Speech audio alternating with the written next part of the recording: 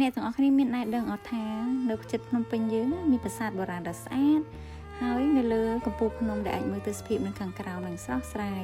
ហើយមានអារម្មណ៍ថា fresh ហ្មងអញ្ចឹងយើងមិនបាច់ទៅដល់ឆ្ងាយអញ្ចឹងប្រាសាទនេះគឺប្រាសាទភ្នំជីសូអញ្ចឹងអ្នកទាំងអស់គ្នាអាចមើលតាមវីដេអូទាំងអស់គ្នាណារមណីយដ្ឋានភ្នំជីសូនេះគឺស្ថិតនៅភូមិដកពខុំរៀងស្រុកសំរោងខេត្តតាកែវអញ្ចឹងបើយើងធ្វើដំណើរតាមរថយន្តយើងអាចធ្វើតាមដំណើរតាមផ្លូវជាតិលេខ2កាត់តាមស្រុកបាទីនិងប្រាសាទនាងខ្មៅអញ្ចឹងខ្ញុំធ្វើដំណើរចេញផ្លូវ60ម៉ែត្រទៅបន្ទាប់មកខ្ញុំបត់ស្ដាំហើយដល់រមងមូគូស្រូវក៏ខ្ញុំឈៀងទៅផ្លូវជាតិលេខ2អញ្ចឹងអ្នកទាំងអស់គ្នាឥឡូវផ្លូវជាតិលេខ2យើងណាតាមដងផ្លូវកស៊ូយើងគឺធ្វើថ្មីស្អាតតែអញ្ចឹងយើងងាយស្រួលនឹងការជិះមែនទែនហើយផ្លូវធំជាងមុនទៀតអញ្ចឹងការធ្វើដំណើរងាយស្រួលឆាប់ងាយដល់អត់ដូចមុនទេរៀងទូយើងអាចរៀងពិបាកអីតិចតែឥឡូវងាយស្រួលមែនទែនអញ្ចឹងនេះខ្ញុំបត់តាមប្រាសាទនាងខ្មៅឬក៏វត្តប្រាសាទនាងខ្មៅមកហើយខ្ញុំបត់ចូលមកក្នុងមកខ្ញុំឃើញភ្នំអាលីខ្ញុំផ្លូវដល់ឆក់ចូលឡើងលើណាអញ្ចឹងភ្នំជីសូខ្ញុំបញ្ជាក់អ្នកទាំងអស់គ្នាបន្តិចភ្នំជីសូគឺអាចធ្វើដំណើរដោយឡានឡើងទៅដល់លើបានផ្លូវរៀងដីរៀងមានថ្មបន្តិចប៉ុន្តែជិះឡើងបាននេះខ្ញុំជិះមកដល់លើហើយអញ្ចឹងដល់លើនឹងគឺស្រស់ស្រាយមែនតើហើយក៏ស្រួលចតឡានដែរអញ្ចឹងបងប្អូនកុំបារម្ភថាអត់មានកន្លែងចតឡានហើយអត់មានបន្ទប់ទឹកអីណាគឺនៅលើនេះមានតែកន្លែងចតឡានស្អាតទលាយហើយងាយស្រួលនឹងមានបន្ទប់ទឹកស្អាតទៀតនេះបន្ទប់ទឹកខ្ញុំថតជូនណាដោយសារយើងទៅដល់គឺមានបន្ទប់ទឹកនៅខាងមុខហ្មងអញ្ចឹងយើងអាចចូលបន្ទប់ទឹកហើយឬចាំដែរឬក៏យើងមកវិញកំចាំទៅក៏បានដែរនេះខ្ញុំបន្តដំណើរទៅអញ្ចឹងប្រាសាទភ្នំជីសូគឺមានវត្តនៅលើនឹងអញ្ចឹងប្រជាជននៅទីហ្នឹងឬក៏បងប្អូនដែលមកពីចម្ងាយគាត់អាចទៅវត្តនៅលើនឹងបាននៅពេលខែបុណ្យខែទានអីឬជាបុណ្យភ្ជុំបុណ្យអីហ្នឹងយើងទៅលេងវត្តដែរយើងចូលវត្តហើយ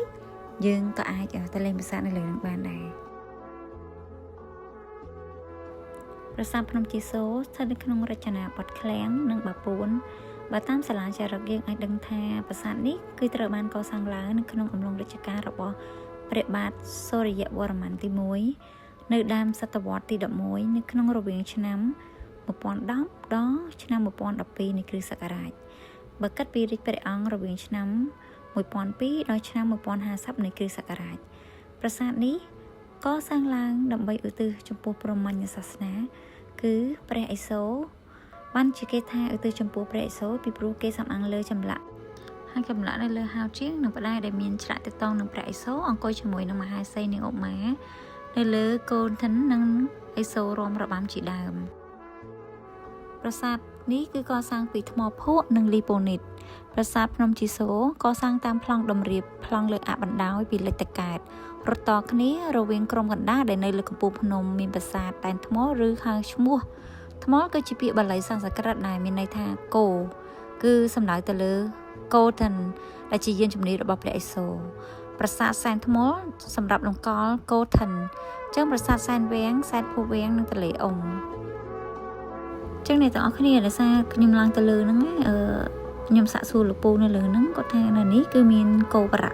3បើសិនជានៅប្រាសាទព្រះវិហារគឺយើងមានគោបរៈ5ចឹងប្រាសាទភ្នំជីសូនេះគឺមានគោបរៈ3អញ្ចឹងបន្ទាប់ពីខ្ញុំឡើងមកដល់ខាងលើហើយខាងលើហ្នឹងកណ្ដាលប្រាសាទហ្នឹងមានទីសក្ការៈបូជាដែលយើងចូលឲ្យធូបសុំសុខសប្បាយហើយបន្ទាប់មកខ្ញុំដើរមកខាងមុខប្រាសាទនេះយើងអាចមើលទស្សនភាពទៅខាងក្រោម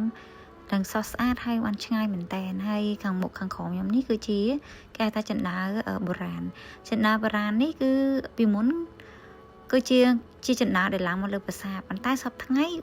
យើងទាំងអស់គ្នាក៏អាចឡើងបានដែរប៉ុន្តែរៀងចាស់ទៅទ្រោមរៀងចោតតិចអញ្ចឹងអាចដើរទៅអាចមានគ្រោះថ្នាក់ឬក៏យើងអាចរៀងប្រយ័ត្នប្រយែងតិចអញ្ចឹងយើងអាចឡើងចុះបានហើយបន្ទាប់មកខ្ញុំក៏ដើរទស្សនាតាមប្រាសាទក្នុងប្រាសាទហ្នឹងដើរគ្រប់ជ្រុងដែលមានហ្នឹងថាបុកក្បាច់រចនារបស់យើងគឺខ្ញុំ feeling ថានៅប្រាសាទភ្នំជីសូនេះគឺមានអារម្មណ៍ថាដូចពេលដែលខ្ញុំទៅប្រាសាទនៅខេត្តសៀមរាបអញ្ចឹងfeeling ដូចគ្នាគឺដូចជាប្រាសាទនៅលើភ្នំអខៃនៅសាប្រាសាទនេះគឺនៅលើភ្នំហើយបន្ទាប់មកខ្ញុំក៏ចេញពីប្រាសាទមកខ្ញុំដើរមកខាងមុខទៀតចំហៀងខាងស្ដាំហ្នឹងគឺមានវិហារអញ្ចឹងវិហារនេះគឺជាវត្តអារាមទីសក្ការៈដែលបងប្អូនមិនថានៅ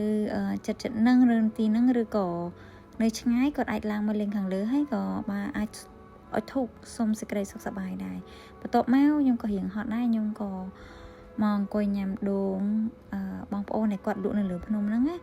អត់ហ្នឹងហើយនៅនឹងអត់ថ្លៃទេហើយគាត់មានលក់ជាម្ហូបជាមីឆាជាបាយឆាយើងអាចកំងញ៉ាំបានហើយតម្លៃគួរសមអញ្ចឹងបើសិនជាយើងញ៉ាំនៅនេះយើងក៏អាចជួយដល់ប្រជាជននៅក្នុងសហគមន៍នៅនឹងឲ្យគាត់មានការងារមានប្រាក់ចំណូលដែរហើយមួយទៀតអាចជួយលើកស្ទួយដល់ទេសចរដែរនៅក្នុងស្រុកខ្មែរយើងឲ្យមានប្រជាជនទៅលេងច្រើនអញ្ចឹងជាចុងក្រោយនៃវីដេអូនេះខ្ញុំចង់សំណូមពរនិងផ្ដាំទៅបងប្អូនទាំងអស់គ្នាថាប្រាសាទខ្មែរយើងមានច្រើនមែនតើហើយមាននៅចិត្តភ្នំពេញយ៉ាងច្រើនបើសិនជាមានឱកាសយើងអាចមកលេងមកស្គាល់ច្រើននេះជាលើកទី1ដែលខ្ញុំមកដល់ទីនេះអញ្ចឹងខ្ញុំរៀង surprise មែនតើថាអូនៅចិត្តភ្នំពេញយើងគឺមានប្រាសាទដែលស្រស់ស្អាតហើយមើលទេសភាពបានស្រស់ស្អាតហើយ feeling មានអារម្មណ៍ថា relax ខ្លាំងហ្មងអញ្ចឹងបើសិនជាបងប្អូនដែលអត់មានពេលអាចមកកំសាន្តនៅភ្នំជីសូរនេះបានអរគុណសម្រាប់ការចូលរួមមើលវីដេអូរបស់នាងខ្ញុំ